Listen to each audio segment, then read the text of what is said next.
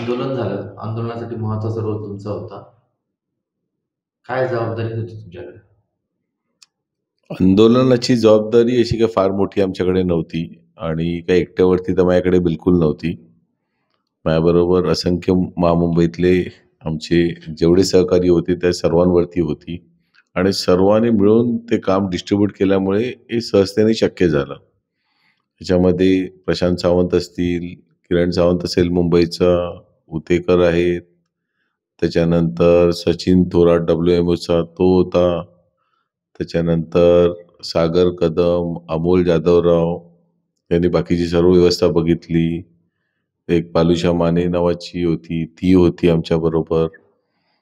आणि एकेकाची नावं म्हणजे कुणाची नावं आपण घ्यायचं म्हटलं ती नावं ती शॉर्ट पडणारच आहे. कुणाचं ना कुणाचं नाव घ्यायचं राहणारच आहे त्याच्यामधून. नवी मुंबईमध्ये बघितलं असेल तर विनोदचं काम अगदी वाखाणण्याजोगं होतं, की सर्व जेवणाची जी बॅकअप होती ती त्यांनी तिथे सांभाळली, विनोद पोकरकर.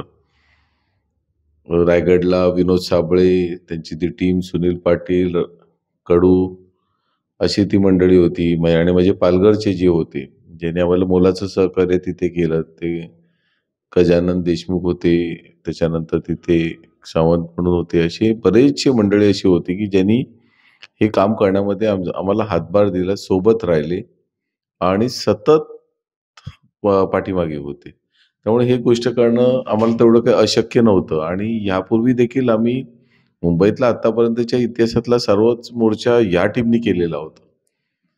ह्यावेळी फक्त एकच आमची अडचण अशी होती की आमचे जे रेग्युलर जे टीम मेंबर्स होते, रेग्युलर ज्यांना 4 गोष्टी फटाफट माहिती आहेत, ते सर्व गणपतीला गावाला होते. आणि ते 7 दिवस यावेळी गौरी गणपती आल्यामुळे ते तिथे अडकले आणि आम्ही इथे, जे आमच्याकडे ज्यांच्या घरामध्ये गणपती नव्हते त्यातलं मी एक आणि बाकीचे दोघं तिघं असे आम्ही अडकलो इथे. आणि ते त्यांचं ज्या पद्धतीने त्यांची रोज फोनाफोन चालू होते, बघत होते ते. फोनवरती जेवढं त्यांना पॉसिबल होतं तेवढं त्यांनी केलं. परंतु मध्येच मग हे कायदेशीर ज्या प्रक्रिया चालू झाल्या, त्याच्यामध्ये जो मोलाचा वाटा होता तो आशिषराजे गायकवाडांचा होता. त्यांनी मध्यस्थी करून ताबडतोब जे अर्ज येत होते, अर्ज छाननी करणं, ॲप्लिकेशन साइन करून समोर करणं, ह्या सर्व गोष्टीमध्ये आशिष गायकवाडांचं नाव घ्यावंच लागेल. आणि ज्यावेळी मॅटर कोर्टामध्ये गेले आणि आमचे जे ॲडव्होकेट्स पहिल्या वेळी गेले, सेकंड टाईमला गेले, त्यांना लक्षात आलं की कोर्ट काय ऐकण्याच्या मनस्थितीत नव्हतं. मग ॲडव्होकेट सतीश माने शिंदे साहेब सारख्यांचे ॲडव्होकेट्स हे आमच्यासाठी डायरेक्ट उतरले. ते बोलतात, नाही तुम्ही काळजी करू नका, मी स्वतः आहे.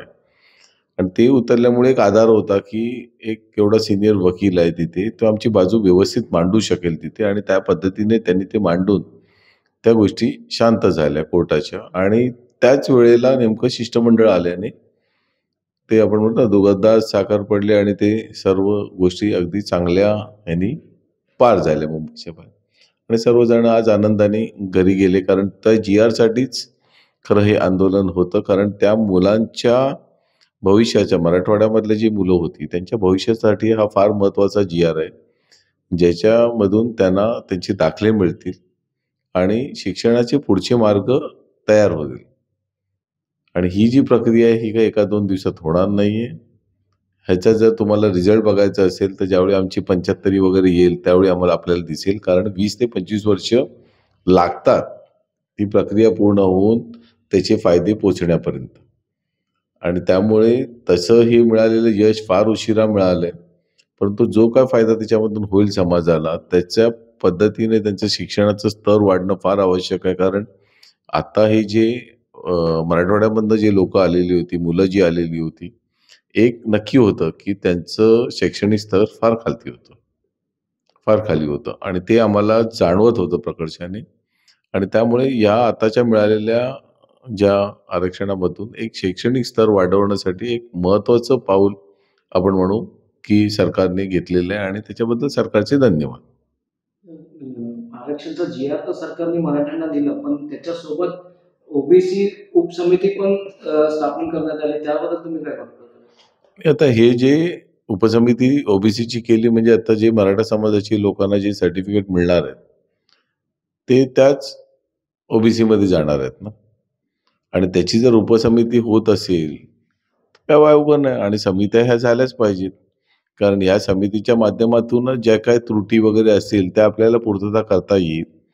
मराठा समाजाच्या ज्या मुलांकडे कुणबी सर्टिफिकेट्स आहेत किंवा मराठा कुणबी सर्टिफिकेट हे ऑलरेडी ओबीसी मध्येच आहेत ना, आणि त्याची समिती होत असेल, त्याच्यातनं अजून काही सर्वांगीण विकास होत असेल, हॉस्टेलचे प्रश्न असतील, त्यांचे भत्त्याचे प्रश्न असतील, ऍडमिशनचे प्रश्न असतील, ते त्या मार्गातनं निघत जातील त्याच्यामधून. ओबीसी नेते कोर्टात जाण्याच्या तयारीत आहेत, आपल्या मराठा समाजाला पण त्याबद्दल काय तयारी करण्यात येते?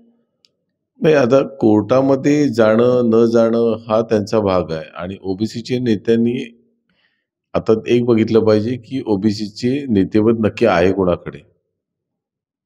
कारण हाकेंची मागणी एनटी साठी आहे, मग ते ओबीसीच्या बाहेर जाऊन त्यांना ते पाहिजे.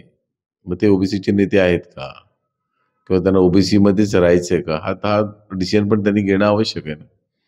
आणि ज्या प्रकारे छगन भुजबळ आणि बाकीचे लोक आहेत, त्यावेळेस साहेबांनी सांगितलं ना की या GRने आमच्यावरती कुठलाच अन्याय होणार नाही, कारण सरसकट कुणबी करण्याचा जो हे होता तो तसं झालेलं नाहीये. त्यामुळे हे जे होते मराठवाड्यातले हे त्या GRमुळे, कारण ते आले होते हैदराबाद संस्थांमधून, जे महाराष्ट्राबरोबर त्यावेळी एक करार झाला.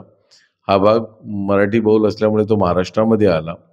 मग तिकडे असलेल्या सवलती आंध्र प्रदेशमध्ये त्यावेळीच्या, त्याच सवलती त्यांना महाराष्ट्रात मिळायला पाहिजे, त्या करारांती ते आलेले होते. त्यांच्या नोंदी सापडत नव्हत्या, आणि त्याच्यासाठी आता हे गॅझेट फार मोठं कामाला येईल. गॅझेटियर आपण म्हणतो, ते कामाला येईल. तर झोन 1च्या वेगवेगळ्या पोलीस स्टेशनमध्ये एकंदर 9 गुन्हे दाखल करण्यात आले मराठा समाज आंदोलनाविरुद्ध. तर त्याबद्दल मराठा समाजाने काय नोटीस वगैरे काय प्रशासनाकडून देण्यात आले आहेत का? नाही, आता काही जे गुन्हे जर कोणावरती नोंद झाले असतील तर कशा प्रकारचे गुन्हे, काय कृती त्यांनी केलेली आहे, हे सर्व बघावं लागेल. ज्यावेळी त्यांच्या कॉपीज येतील, कुणाला त्यांनी मार केलेले आहेत त्या गुन्ह्यांमध्ये, कोणी गुन्हा तोडलेला आहे, ते आपण सर्व बघितल्यावरतीच त्याच्यावरती आपण बोलू शकतो. आयोजक म्हणून तुम्हाला काय कळवण्यात आलेलं आहे का प्रशासनाने? नाही, आयोजक म्हणून माझ्यावरती तसं काही कळवण्यात आलेलं नाही, परंतु जे काय आलं ते मी समर्थ झेललेलं आहे. घ्या परदेशात भरारी, तेही सर्वसामान्यांना परवडणारी. सचिन इंटरनॅशनल घेऊन आले आहेत जगातील सर्वात स्वस्त परदेश टूर फक्त 28,999 रुपयांमध्ये. पॅकेजमध्ये विमान प्रवास, हॉटेल, ब्रेकफास्ट, ट्रान्सपोर्ट, प्रेक्षणीय स्थळे, सर्व खर्च समाविष्ट. सचिन इंटरनॅशनल 18 वर्षांपासून पर्यटन क्षेत्रातील विश्वसनीय नाव. चला तर मग आजच आपली फॉरेन टूर बुक करा. संपर्क 7767989898.